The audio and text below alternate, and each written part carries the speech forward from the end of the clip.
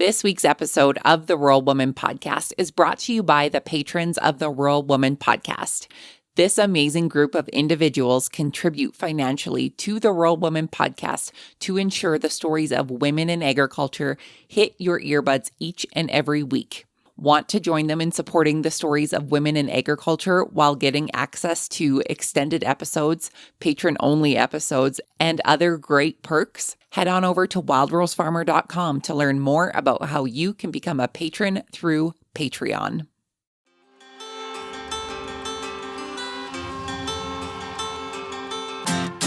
Hi, I'm Caitlin Dubin, and this is the Rural Woman Podcast. I'm a first-generation farmer who married into agriculture. Born and raised in a city, I was so unfamiliar with where my food came from, but I was determined to figure it out. Through my journey into agriculture, I saw women who were strong but humble, often taking a back seat. To me, these women were leaders who deserved a seat at the table. I created the Rural Woman Podcast to share the voices of women in an industry whose stories often went untold. The rural entrepreneurs who live and breathe their work, full of grit and pride. We come here to share our stories, to be in community with each other, to be challenged and inspired, but most importantly, to be celebrated and to be heard. We may not all live, farm, ranch, or homestead the same, but we are all connected. We are rural women, and our stories are worthy of being told.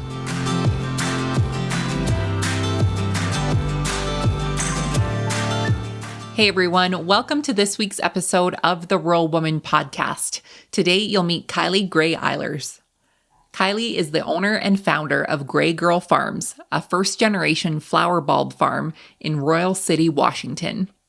As a fourth-generation farm girl who didn't have a chance to return to the family farm, Kylie always dreamed about raising her kids in agriculture just like she was. She often speaks on the power of an idea and the reality of that one idea changing your entire life if you let it. Kylie believes that small farms can be profitable, but it takes thinking outside the box and being willing to try something different. I am very excited for you to get to meet Kylie today and hear all about how she turned her one idea into the reality that she lives now on Gray Girl Farms. Without further ado, my friends, let's get to this week's episode with Kylie.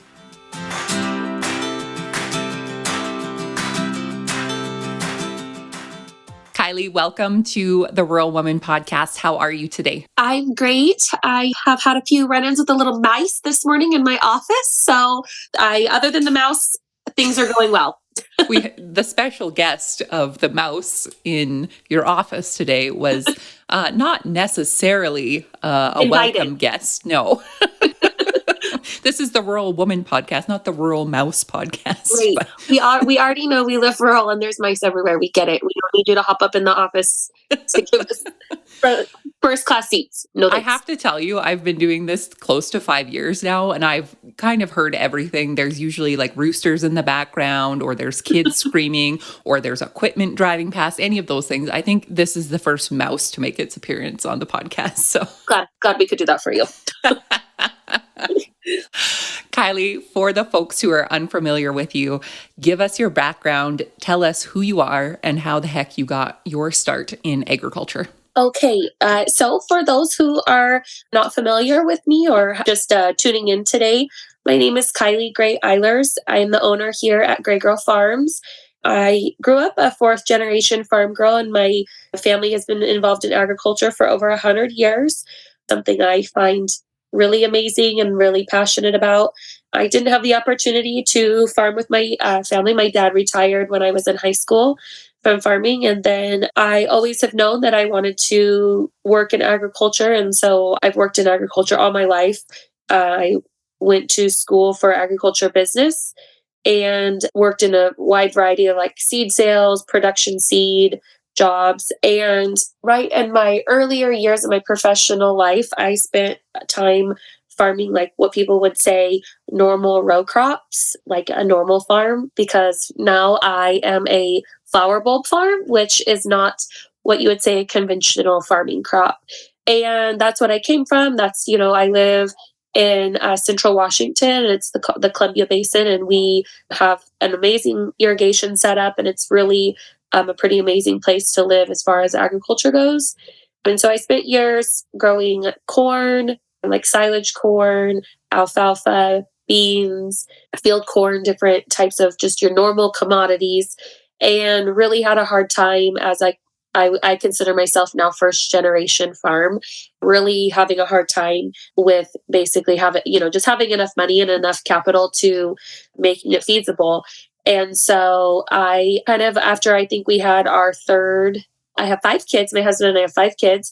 And after we had our third son, I just was like, this is not working. I just kind of like hung my shoes up on it. I was like, I'm sick of losing money. I'm making money some years, but it's just really not enough to get me ahead. And the gamble just wasn't returning me what we were investing into it. So I quit. My husband and I have worked together all the years we've been together. And so we're heavily related in the construction and agriculture industries and have other businesses that we run. And so I worked in our office and I loved it. And I learned a lot about some of the different construction stuff that we do, and really was missing something that was my own. And anyone who, I think, you have your kids, women go through sometimes an identity crisis after becoming a mom. And at that point I had 3 kids, I was pregnant with my 4th. My husband was working on drilling these wells that were taking a long time. And I was home by myself a lot. And I called him one day and said, you know what? I'm going to start a flower bulb farm. And he's like, okay, whatever. Like, what prompted this? And I was like, dahlias, they're the same. So what I got my idea from was that dahlias are the same family as potatoes, and they're related. And I had background in that. And I told him, if I can grow these flower bulbs, like take what I know how to do from growing potatoes and lay it over into growing dahlias, I think I can be really successful at it. And probably at that point in time, my husband, Cole, whom we call Daddy Cole around our house, he probably would have said yes to anything that made me stop crying. So I was like knee deep in postpartum depression. I was exhausted from a lot of little kids. And he was like, you know what? She's crazy. So I'm just going to do whatever that's going to make her happy. So Cole went along with it. And he was like, you know what? Go for it. And I had always been an avid gardener for years. I spent my childhood working in my parents' my parents' yard, and my mom loved her flowers and loved her yard. And I have like very vivid memories of doing that with her. So in the years that my kids were really little, we still spend a ton of time outside, because as long as I stay outside, my kids will stay outside and they won't bother me. That was the key. And so I had always been growing flowers and also dahlias just on a small scale in my landscape, in my yard. And the first year I ordered 200 bulbs, and then I planted them out and was very excited. And then I came home one day and they were all dead. And I called my husband, like screaming, did you spray out? Did you spray over here? Somebody sprayed my dahlias. They're dead. And he's like, no, I swear I did not. And at the time we were renting our house, and our poor landlord, he had sent someone over to take care of some of the property around our house. And they did not realize that those were not weeds, and they sprayed them out. So that was how my first year went. And I share with people a lot, the best part of farming, or whether it's whatever type of crop, is it is a test of your patience, because it takes a long time to be able to start again. So it takes a full year. So they had sprayed out my dahlias. And so I had to wait another year. And I cried off and on the whole time. I was so sad. I was so bummed out. And I was like, it just wasn't meant to be. And my husband was like, again, you're crazy. Just try it, Kylie. And so I did. And except the next year I ordered about 1,700 bulbs. And then I planted them all out. And that's kind of what snowballed everything going for me. And we did it all by hand. And now we do everything mostly by, mechanical, by tractor. But I had no real resources to do it. And so my poor little brother worked for us at the time. And I always tease him now if he would like to come help me in my flowers. And he's like, hard no. I would not want to come help you in your flowers. Actually, you couldn't pay me. And because we used a post hole digger, and that poor guy, dug 1,700 holes with a post hole digger.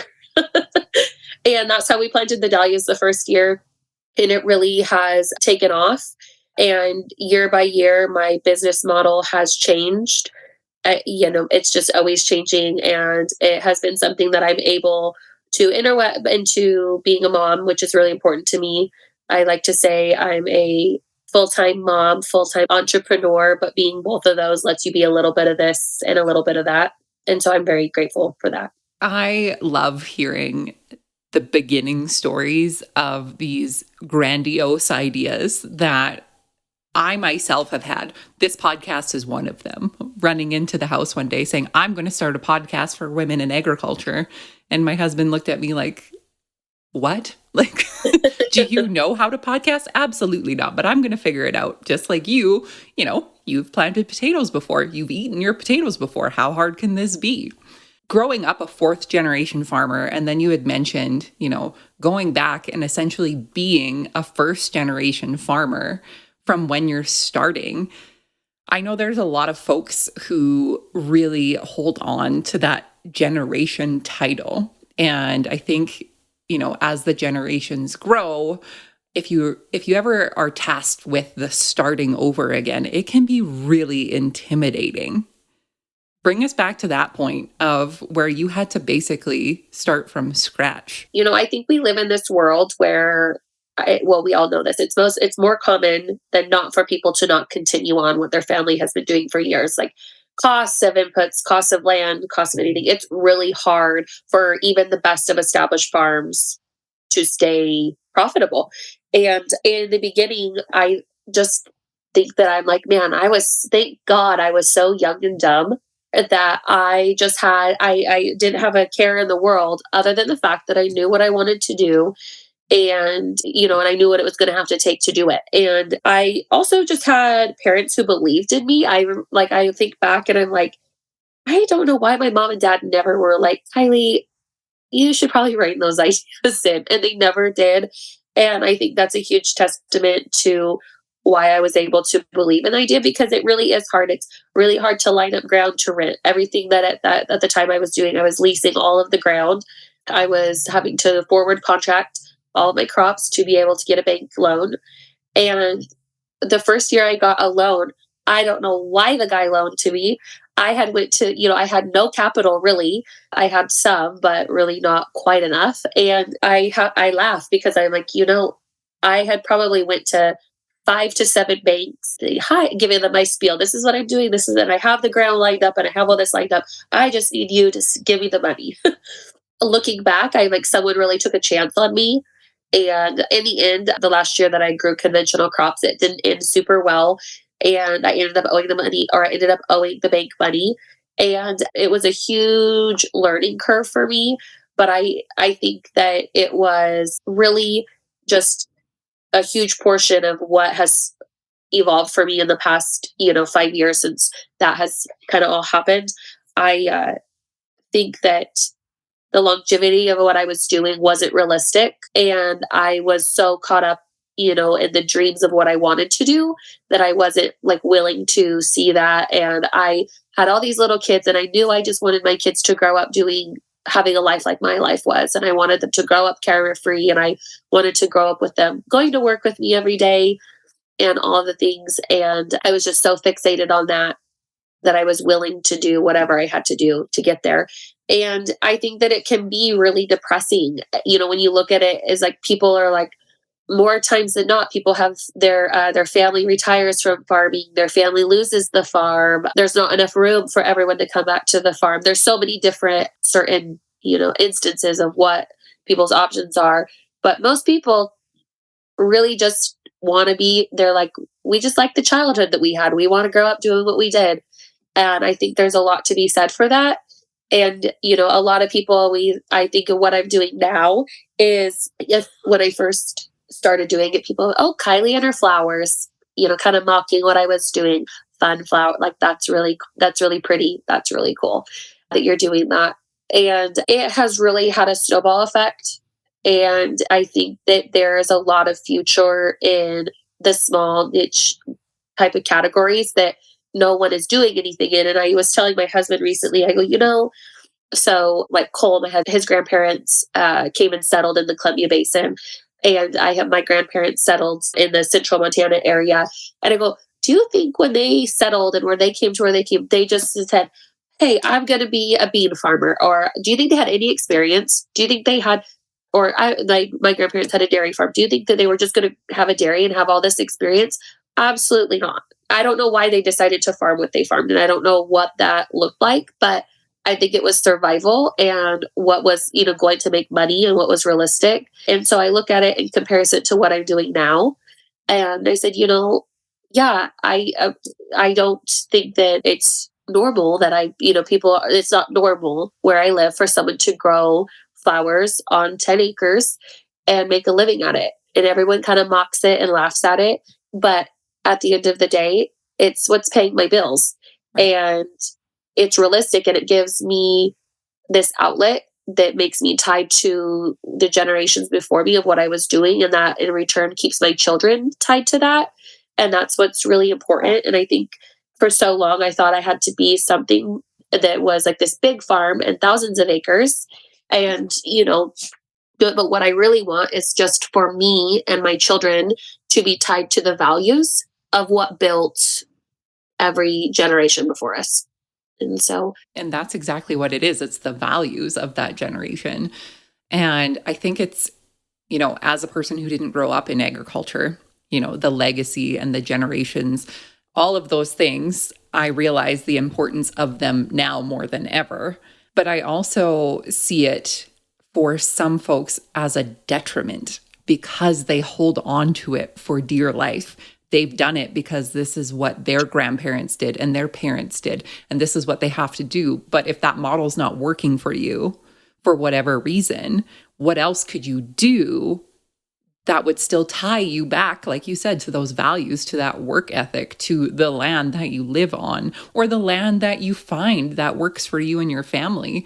And, for you to say like the 10 acres that you're able to do this on, there are folks who, have hundreds and hundreds of acres that they can't have a business model that is successful because they think, oh, I need more land or I need to do this. When in reality, people grow food in their windowsill for themselves to eat. And, in larger scales or even as small as 3 to 10 acres, you can have a viable business. So I think that after COVID, people want to be more disconnected from the hustle and bustle of life and more connected to their roots, if that makes sense. And I think that people really I live a slow life.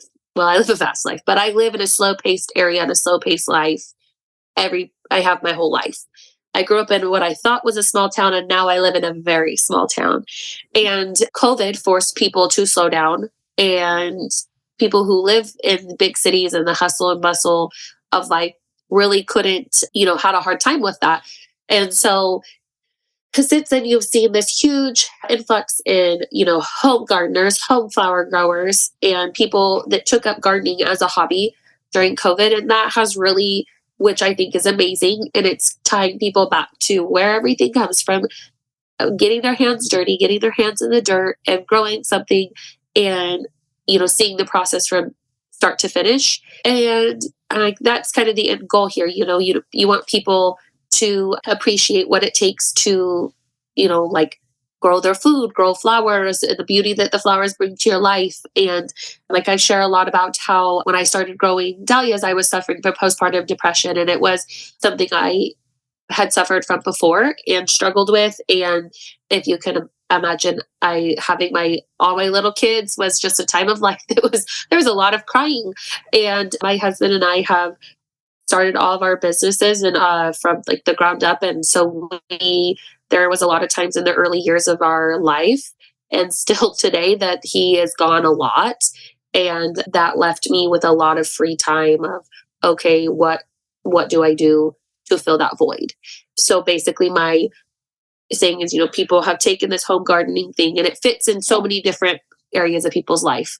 And people love the beauty the flowers bring. People love the happiness it brings, the seeing it from beginning to end. It's a very fulfilling process. Dahlias are like the gift that keeps giving, I tell people, because the more you cut them, the better they grow. And so they are cut and come again flowers. So the more you snip them out there in your field, the more they bloom, and they just keep blooming until frost. And so people really love them, and it's really fun to share them with people. And I have really loved how it's played out in my life. So you told us about the very first time you unfortunately had your dahlias sprayed out, but then, your first full year of having those 1,700 bulbs.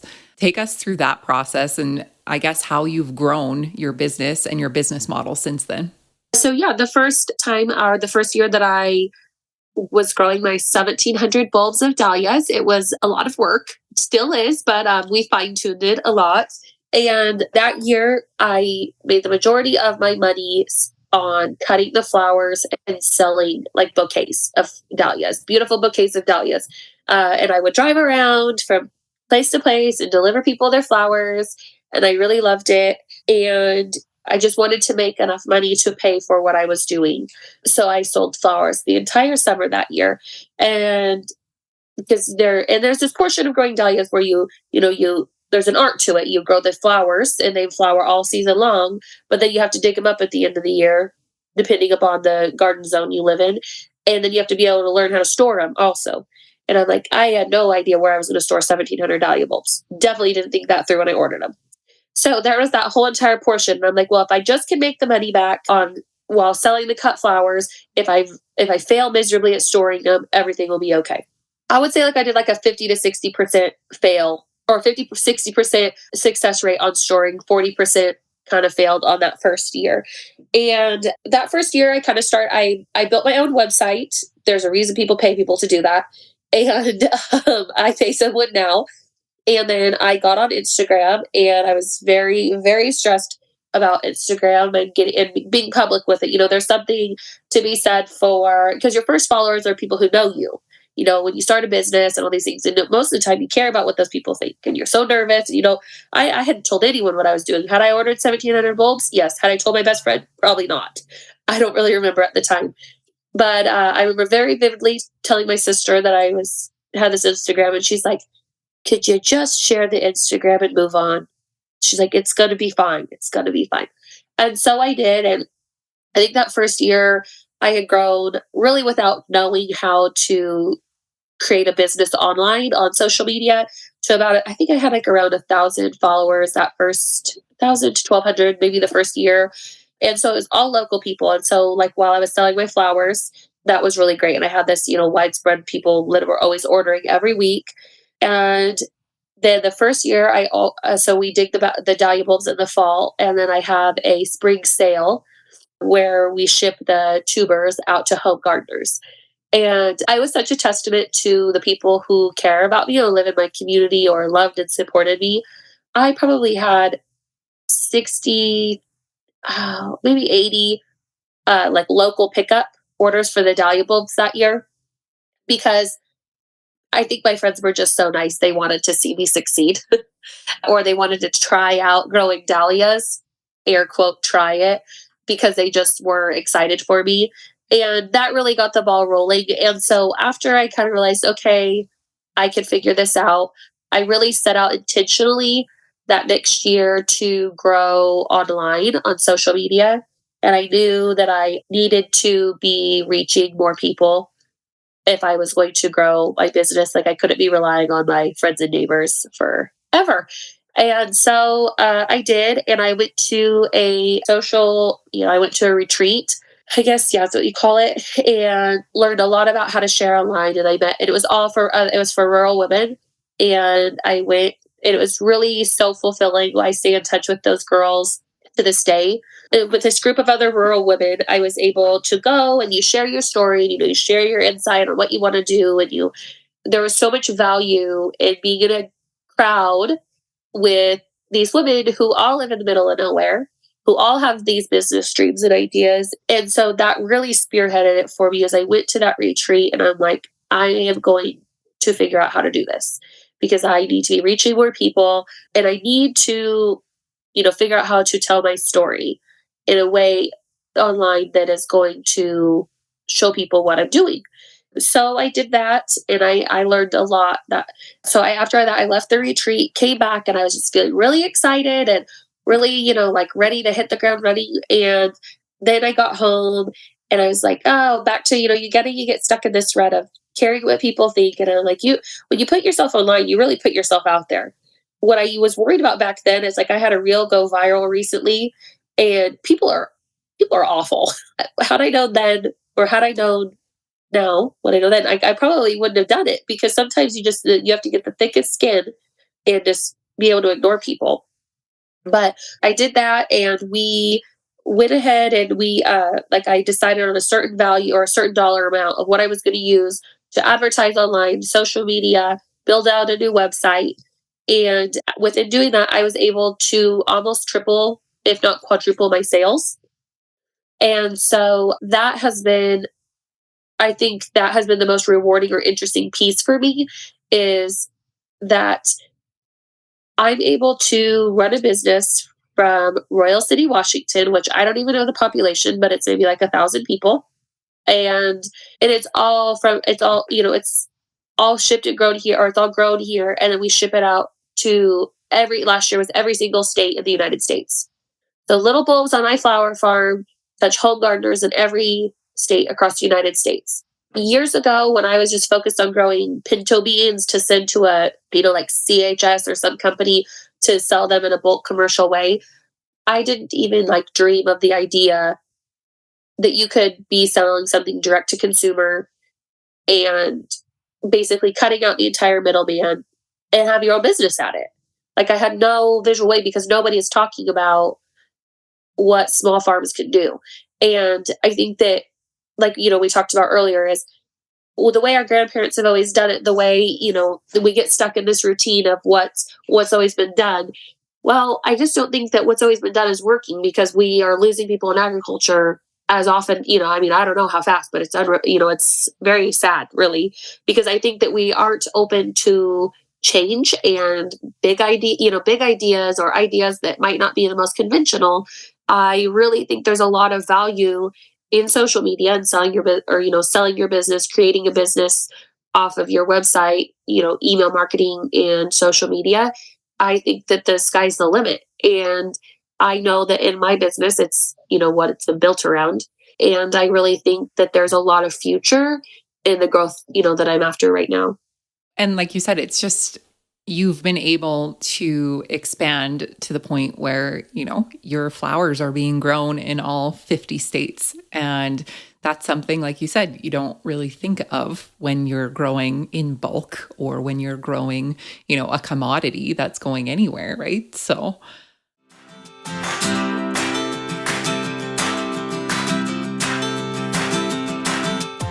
have you been searching for the perfect tool to make 2024 your best year yet? Look no further. We're excited to introduce Navigate 2024, the game changer you've been waiting for, now available in both English and French. Navigate is designed with you in mind, especially if you lead a rural lifestyle. Within the pages of Navigate, you'll find a world of possibilities. It's not just about planning, it's about cultivating gratitude and enriching your life. So what makes Navigate stand out? Picture this: a dedicated section for agriculture enthusiasts, brimming with facts, inventory pages, a garden map, and so much more. It's your key to seamlessly managing your rural lifestyle. But that's not all. In 2024, we've added something special to Navigate, a partnership with the Do More Agriculture Foundation. The gratitude pages are now even more empowering, promoting mental wellness and resilience. Navigate isn't just a planner. It's your partner in bringing clarity and gratitude into your life. It's the perfect gift for yourself or a loved one, and a daily reminder that you deserve the best. As a special gift for the Rural Women podcast listeners, use promo code RuralWomen10 to save 10% off your Navigate planner. That's RURALWOMEN 10 to save 10% off your Navigate 2024 planner. Make 2024 the year that you take control of your life and truly make it remarkable. Get your Navigate Planner today by heading to the link in today's show notes or order your copy of Navigate 2024 by going to AllisonWeaver.com. Navigate 2024, your guide to a brighter and more organized future.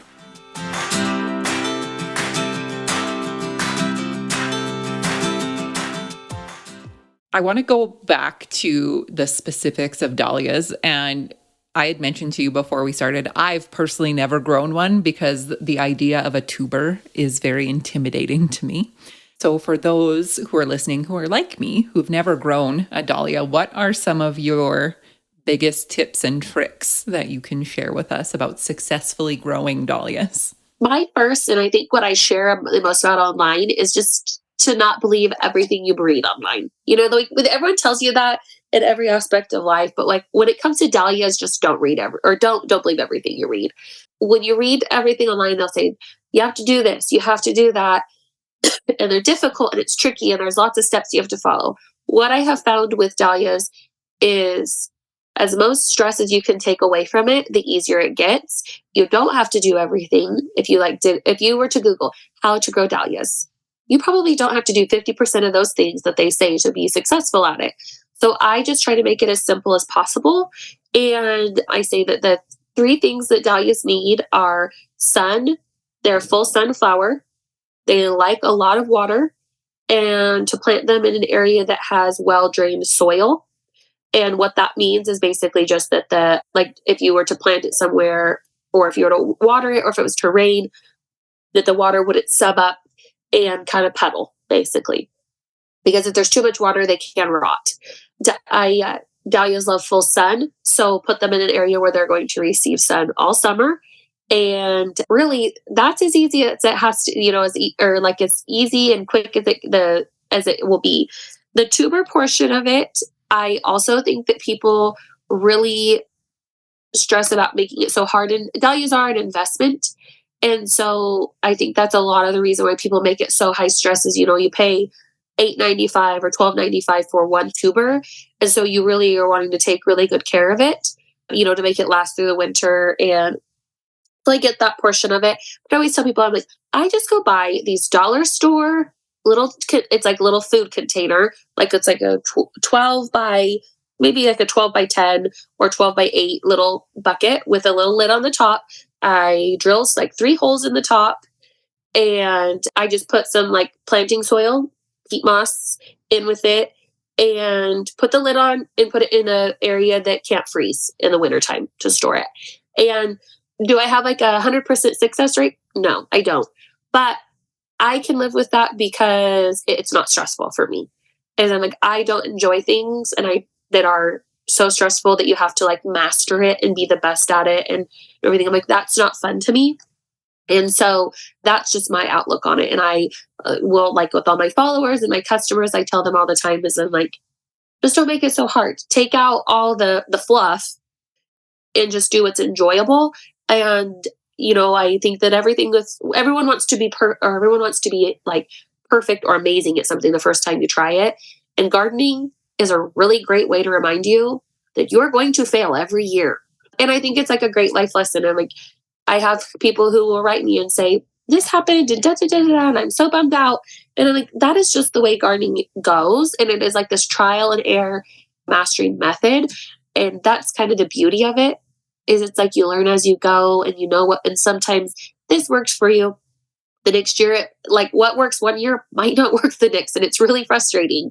But I think that we as a society get so fixated on everything being perfect and just going the right way the first time that people really have forgotten how to suck at something. And I'm not saying you're going to suck, but even this year, I have some certain plants that I'm I've grown these for years. Why is this not working? And I'm well, that's just life. And, I need to go back to the drawing board. And it really is a test on my patience and, some of my own personality traits. And that's just the way life goes. And we don't have to be the best at everything, or life's not always going to go exactly the way we want it. And for that reason, I really love gardening and really think that it is beneficial for people who are willing to try it. Yeah. Well, I was one of the gardeners of the 2020. I had a smaller garden in 2019 and then grew that in 2020. And I have to say, gardening and even farming in general is such a humbling experience. Like you said, you can do absolutely everything right and everything by the book, and there are factors outside of your control, and it can absolutely destroy everything that you've done.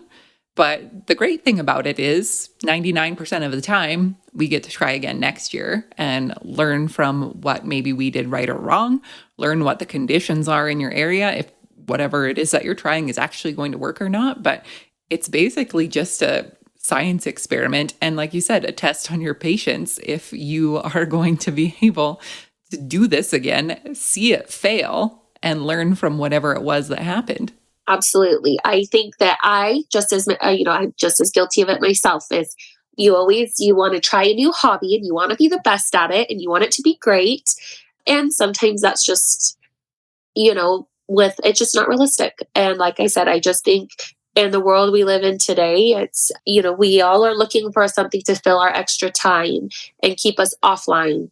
That's one thing I think that people want to be disconnected and they want to spend time outside of nature. And like people will ask me questions like, you grow these dahlias for a living, and I'm still learning. I'm a student. And that's, I think, one thing that's so important about gardening and farming is staying a student of what you're learning and being willing to learn and having an open mind.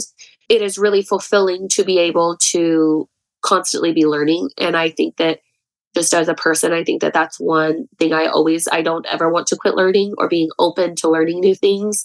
So this has really been a way for me to be able to still do that. For sure. Well, and I think as long as you're still learning, I think that, like you said, keeps your mind open. And I honestly think it keeps you young because, yes, you're always learning or trying new things and your brain is always working instead of sitting there and scrolling and just feeling mindless scrolling. So it's so good.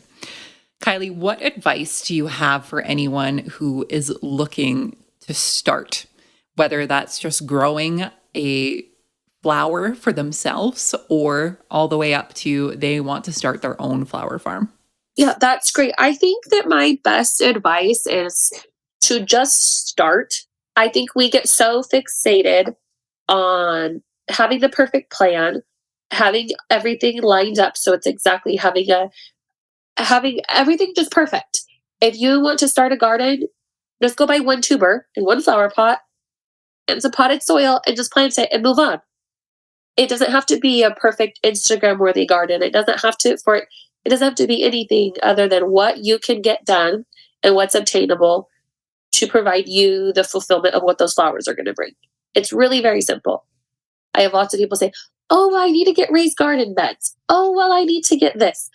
That's great. I would love raised garden beds too. But my honey-do list for my husband is very long, and that doesn't hit the high one for me. So I tell people that a lot. Just start. If you are wanting to start a business, whether it's growing flowers, whatever your business is I think that you just have to be willing to start. It's the same advice, but in a different way. Is what I've learned about business, and it's not just in my flower business, it's in anything that we do, is that you can always reevaluate, and we are constantly reevaluating. What works for me today did not work 3 years ago. What works for me today or what worked 2 weeks ago doesn't work today. And you have to be willing to have an open mind and just be constantly changing and evolving and realize that you have time to change what you're doing, and that's okay. It's like if you launch something and it works, great. If you launch something and it doesn't work, that's okay too, because now you know what you can and can't do. And I think that a lot of it is once you're able to take that first step, you'll be able to take more baby steps, and those baby steps turn into snowball momentum. And that snowball momentum is what gets you through some of the high times and what gets you through some of the low times, because business as a flower farmer is sometimes there are really, high, fun, exciting times. And then there's times that are really boring and not very fun. And the growing pains aren't very fun at all. I'm in a season right now where I have really been struggling to evaluate, okay, what works for me, what doesn't? How can I afford employees? How can I do this? Because I've grown to a point where I'm having to take those bigger steps that are scary. But I think that when I went to this retreat a few years ago, this girl was like, "Oh, I have I have this entire idea, everything this, but I'm just waiting for it to be perfect." And my biggest takeaway from that is I like to tell people, I'm like, if I looked at my social media 2.5 years ago to today, I wouldn't look actually, because it's a bit embarrassing. But people my stuff then, they like my stuff now, and the only way to improve, or the only way to trial your business and for people to see if they like it is for you just to start and put yourself out there. That's, the perfect life advice for anything is you just have to try it. And, to be honest, you're probably not going to be very good at it to start off Probably with, gonna suck. And it's funny, like we have these timelines now, whether it's through social media or whatever it is, looking back on what you did. Could it be cringeworthy? I don't know if I would go back and listen to the first number of episodes of this podcast because my editing skills were, a little dodgy at best. But, as time goes on, you learn and you grow and you get better at things. And, there are going to be those really hard times that you have to look forward and be like, okay, I'm going through this now, but this is going to benefit in this way. And whether that's, through your business or even just through your gardening season or on your farm or whatever it is. So that is all solid pieces of advice for the future flower farmers that are listening here. So Kylie, what are your future plans for Gray Girl Farms? Well, because of my personality, they change daily. um, But I'm really trying to reel that in this season of my life. I've always been a big dreamer. So I always have these big dreams. And then I come home and I take care of my 5 kids and my husband and I chat. And I'm like, man, I'm a little tired. I'm a little more tired than I used to be. So I'm really working on reining them in. But right now, I am really working on, this isn't an exciting one, but right now I am working on what I need to do to make it feasible for my company to hire on one more part-time employee and one full-time employee.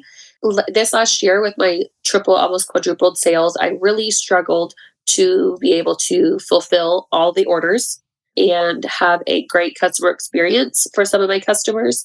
So that's one of my big goals this year is just to make my customer experience as best as possible from beginning of order to the middle of it, the customer service, any questions to the fulfillment. I want that to be really a seamless process. Otherwise, I'm working on becoming a full service, how do you say, a full service flower website. So basically, I want to be able to grow as many flower bulbs varieties on my farm so that it's kind of a one-stop shop. So this year I'm going to be planting peonies. It's another root type flower. And then I'm going to be growing some hostas is another flower that's a kind of a root. And they're all dug the same way I'm digging the flowers now so that people can come to my website and, one-stop shop and be getting a lot of different plants that they're looking for. I'm also really working on education that's outside of my comfort zone, but my customers have been asking for it. And so I'm really trying to master that portion of it. And like you said, is a lot of people are intimidated by dahlias. And there's some people who just plant them every year and don't ever dig them up and just like cut their losses and move on and plant new ones the next year. And I have a lot of people telling me, please help us master harvesting dahlias. And so coming up soon for me, I'm going to be having online options and in-person options. Again, it's like one of those things that I'm like, this is so outside of my comfort zone. And so I feel like I'm back at square one, telling myself, just take the first step. Just take the first step. And I think that we get so caught up in once we take that first step that you're never going to have to do it again. And just because this person has found success, no, that person is me, and I'm still really scared and still really learning how to step outside my comfort zone and, challenging myself to do stuff like that. Those are all really exciting things. And like you said, the first step is always the scariest, but I think it's also the most exciting to see what the potential is after that. So Kylie, it has been lovely getting to chat with you. My last question for you is, what is the most rewarding part about being a rural woman for you? Rural women are just built different. And I'm very proud, very, very proud to be a rural woman. And I'm very proud to live amongst the rural women I live with.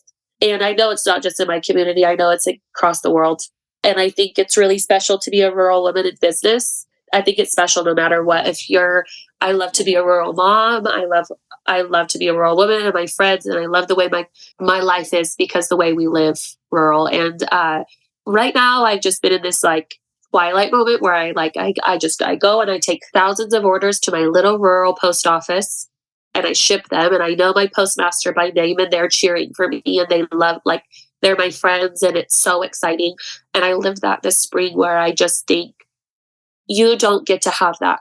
You don't just get to have that wherever you live. And so that was really cool for me this year to see that my little tiny corner of the world, which I refer to as God's country, USA, is making enough money to pay for my kids every extracurricular activity my kids want to do, all my, the things in my life that I want to do, that it's all coming from just this little tiny corner of rural America.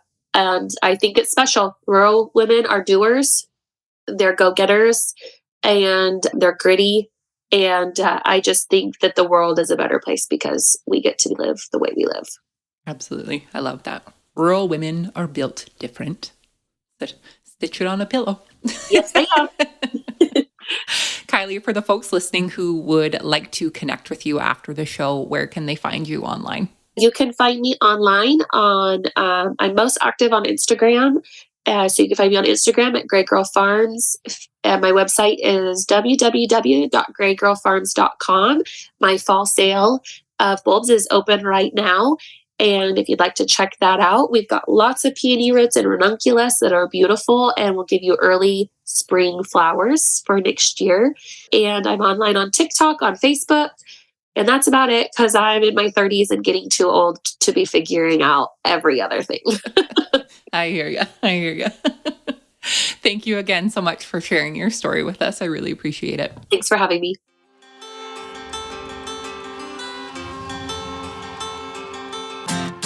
Thanks for listening to the Rural Woman Podcast. The Rural Woman Podcast is more than just a podcast. We are a community. A huge thank you to the Rural Woman Podcast team, audio editor Max Hofer, and admin support from Kim & Co. Online. A special thanks to our Patreon executive producers, Sarah Riedner from Happiness by the Acre and Carrie Munven from Laystone Farms. To learn how you can become a Patreon executive producer or other ways to financially support the show, head on over to wildrosefarmer.com to learn more. Be sure to hit the follow or subscribe button wherever you listen to the podcast to get the latest episodes directly on your playlist. And if you are loving the show, please be sure to leave a rating and review on Apple Podcasts or any other platform that accepts ratings and reviews. You can connect with us on social media at The Rural Woman Podcast and with me at Wild Rose Farmer. One of the best ways you can support the show is by sharing it. Send this episode to a friend or share on your social media. Let's strengthen and amplify the voices of women in agriculture together. Until next time, my friend, keep sharing your story.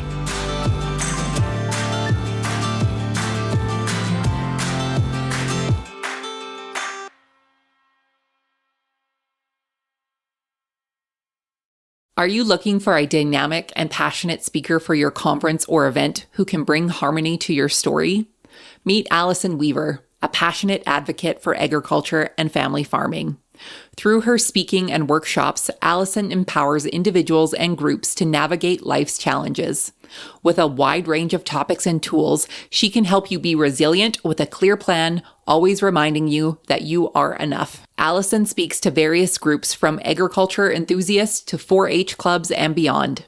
Reach out to Allison today for speaking packages tailored to your needs. Visit AllisonWeaver.com to learn more.